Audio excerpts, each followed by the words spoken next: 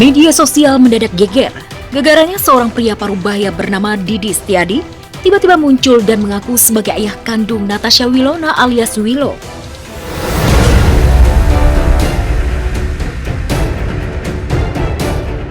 Sambil menahan air matanya, pria tersebut mengaku sangat merindukan Lala dan Willow lantaran sudah tidak pernah bertemu lagi selama 20 tahun lamanya. Yang pertama, yang paling besar namanya Lala, dipanggilnya Lala, nama lengkapnya Clara Claresta. Ya.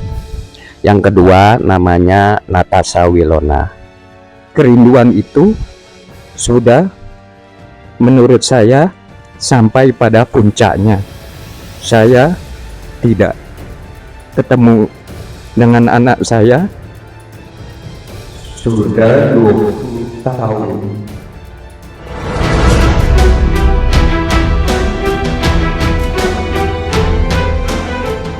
Abah selama ini berupaya menghubungi kedua anak Abah, tapi karena tidak mempunyai akses telepon, Abah melalui keluarga Abah, khususnya adik Abah yang nomor 2, Terry Setiadi.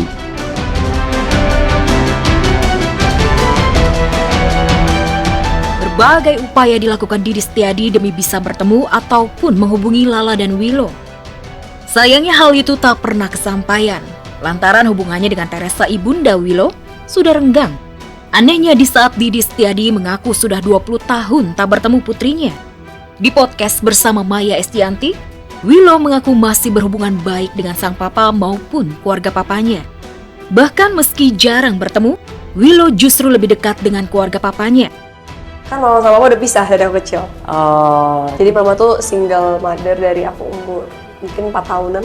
Maksudnya dari aku kecil emang udah terbiasa jarang berkomunikasi, cuma aku deket sama papaku punya papa. Jadi ya berasa aja jadi kayak masih dalam satu family besar aja, cuma bedanya mungkin saat ini papa udah punya kehidupan sendiri dan keluarga sendiri, ya mama fokus sama aku gitu. Entah apa alasan yang membuat Didi Setiadi tiba-tiba ingin bertemu Willow. Mungkinkah karena Willow sekarang sudah sukses? Entahlah. Yang pasti sejak orang tuanya berpisah, Willow mengalami kesulitan ekonomi.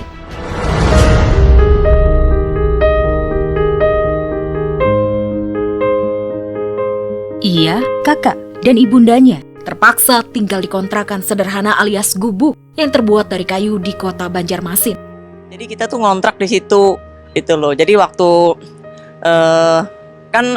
kakaknya waktu itu kelas 1 ya, Winona masih di TK, di situ ya itu. Kenapa saya ngontrak di situ? Karena murah. Kalau nggak salah waktu itu setahun cuma 2 juta. Makanya sekarang kan nggak ada lagi itu segitu.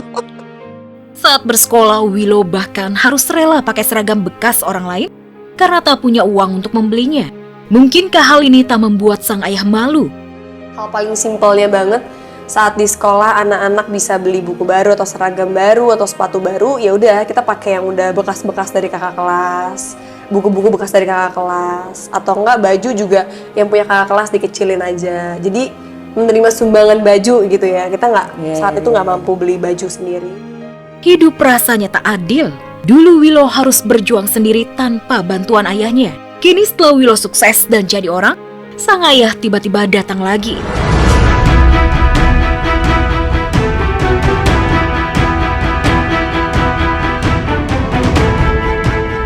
Melihat hal ini, netizen pun ikut berkomentar. Banyak yang memberi dukungan untuk Willow, meski Willow sampai detik ini masih tutup mulut. Ada gak sih orang tua yang durhaka sama anak? Serius nanya. Kalau udah sukses dicari, pas masih kecil dibuang. Kenapa sih ayah-ayah di Indonesia banyak yang kayak gini? Kalau anak hidup susah, kagak bakalan dicariin. Percaya deh. Jika Abah diizinkan bertemu dengan anak Abah, ada hal yang ingin Abah sampaikan. Abah menyadari kesalahan Abah. Abah terima salah Abah. Mudah-mudahan anak Abah bisa memaafkan Abah.